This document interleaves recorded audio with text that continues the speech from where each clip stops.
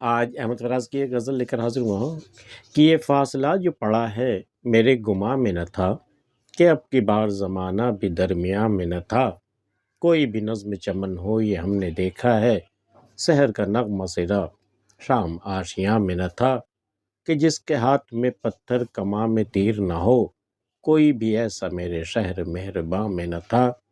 دہکتی دھوپ میں خلقت تھی گوش بر آواز، بجز خطیب مگر کوئی صاحباں میں نہ تھا۔ دعائیں میں نے ہی مانگی تھی رت بدلنے کی، فراز میرا نشیمن ہی گلستاں میں نہ تھا۔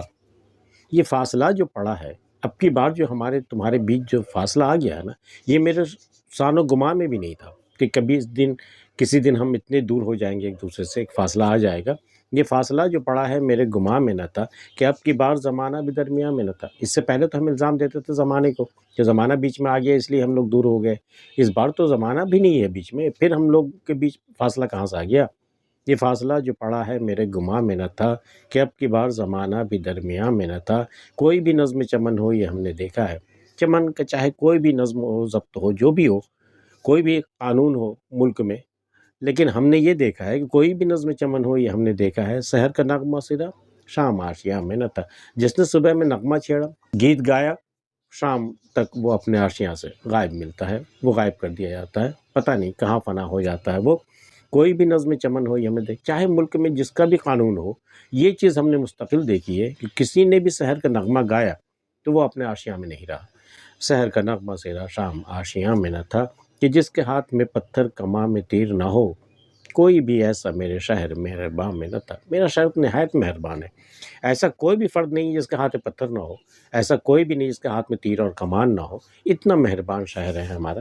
کہتے ہیں کہ سنگ ہر شخص نے ہاتھوں میں اٹھا رکھا ہے، وہی کہ جس کے ہاتھ میں پتھر کمان میں تیر نہ ہو، کوئی بھی ایسا میرے شہر مہرباں میں نہ تھا۔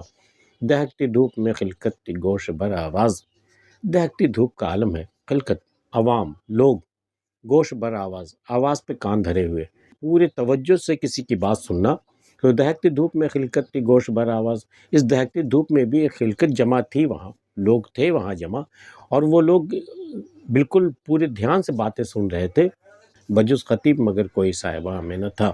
لیکن سوائے خطیب کے جو خطاب کر رہا تھا اس مجمع کو، اسی کے لیے صرف شیڈ تھا، وہی صرف صاحبہ میں تھا، چھاؤں میں تھا، باقی پوری خلقت جو ہے وہ دہکتی دھوپ میں بیٹھی تھی۔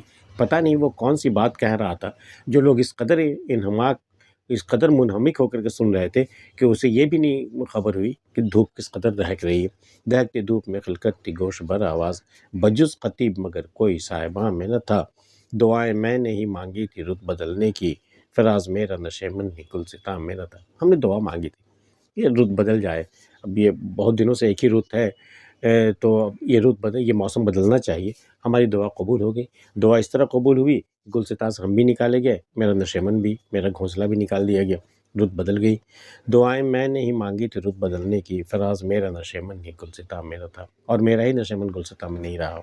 آج کی ویڈیو میں اتنا ہی۔ احمد فراز کی یہ غزل آپ کو کیسی لگی ہمیں بتا سکتے ہیں، ملتے ہیں کسی اگلی ویڈیو میں، تب تک کے لیے اللہ حافظ۔